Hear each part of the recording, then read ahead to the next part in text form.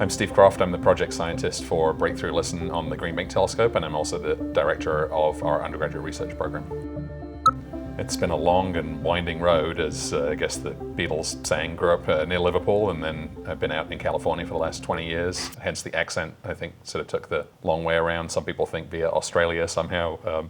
I happened to be in the right place at the right time when the Breakthrough Listen program came along in 2015, and our PI, Andrew Simeon, asked me to join the team to work on the science as well as on the outreach and education. So the search for extraterrestrial intelligence has been going on in its modern form since the early 1960s. Frank Drake, who sadly passed away in 2022, did the first modern SETI experiments actually at the Green Bank Observatory, where we now are using the Green Bank telescope, which is a much bigger telescope than Frank was using back in the 1960s, but this set the groundwork for modern experimental observational SETI in the decades that followed.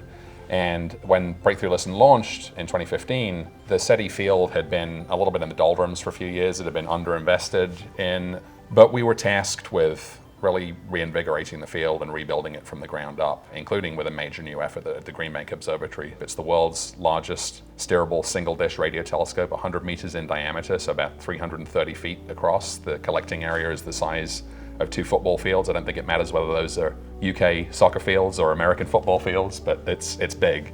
It's about 7,000 tons of moving parts. It's in Green Bank, West Virginia, in the middle of the National Radio Quiet Zone, so we're away from a lot of transmitters, Wi-Fi, Bluetooth, the devices that we have in modern life. That really is the sort of plague of any radio SETI search, really going back to Frank's search in the 1960s, when he thought he'd found something and it turned out to be a plane passing nearby. So the signals that we get from our own technology are the motivation for the search. The idea that intelligence may develop technology may develop the ability to transmit signals over long distances.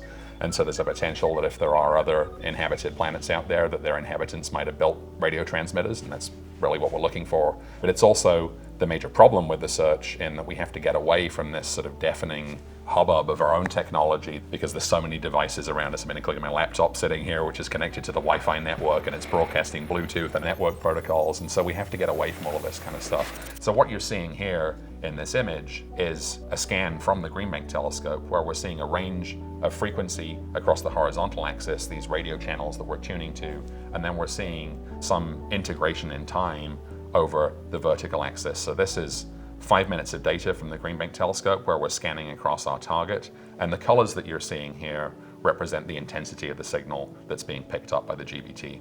We've also pointed the telescope at the Voyager 1 spacecraft. Now this is 20 billion kilometers from Earth.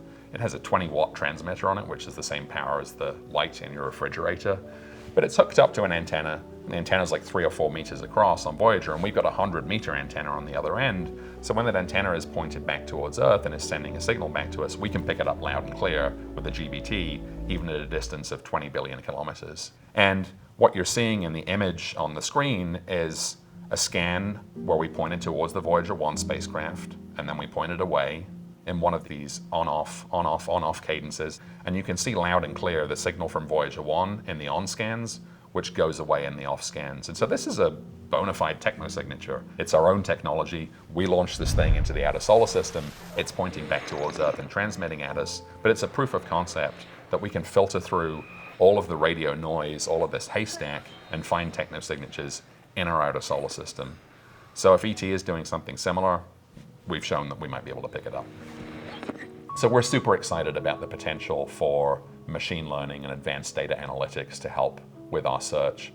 Our intern Peter Ma, who's a student at the University of Toronto, had some amazing results published in the journal Nature Astronomy, where he used a machine learning algorithm to sift through the data and find some candidates that were missed by the classical algorithms. Machine learning is also great for finding signals in noisy environments, and even at the radio quiet sites, out at the Green Bank Radio Observatory, at the Meerkat Telescope in South Africa, you still have to contend with interference from things like satellites and planes going overhead. And that's probably going to get worse as more and more satellites go up there. So we need to be proactive. We need to have better algorithms that are good at finding faint signals in noisy environments, that are good at sifting through large amounts of data, that scale to work on these compute clusters that we have, that work on these GPUs or graphics processing units that do a lot of our SETI processing, but also that are the workhorse for the modern internet.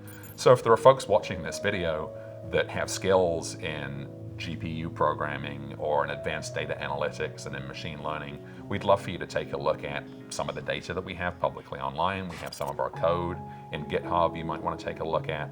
But we're really interested in engaging with Silicon Valley on this. So how can we leverage technology? How can we leverage the code? How can we leverage advanced data analytics, AI, and machine learning to help us find the signal? And it's really a very profound question. Are we alone in the universe, right? Is there intelligence out there elsewhere? And we're optimistic that the advances in artificial intelligence and in machine intelligence might actually help us find extraterrestrial intelligence, which is kind of a cool idea. People ask me, Steve, what do you think the chances are that we're going to succeed in making a technosignature detection? And I tell them, well, I don't know, I wouldn't want to put money on those chances, but I do know that our chances are better than they were 10 years ago before the Breakthrough Listen program launched. I know that our chances are better than they were 60 years ago when Frank Drake did those first pioneering experiments at the Green Bank Observatory using the Tidal telescope. So we've had such amazing advances in technology. We've had amazing advances in the telescopes that we've had access to. And we've had amazing advances in the number of smart people who are engaged in the search and in our generous sponsors who have enabled us really to expand the search for extraterrestrial intelligence way beyond what we could have dreamed just 10 years ago. I don't think anybody knows which of these techniques and technologies has the best chances of success.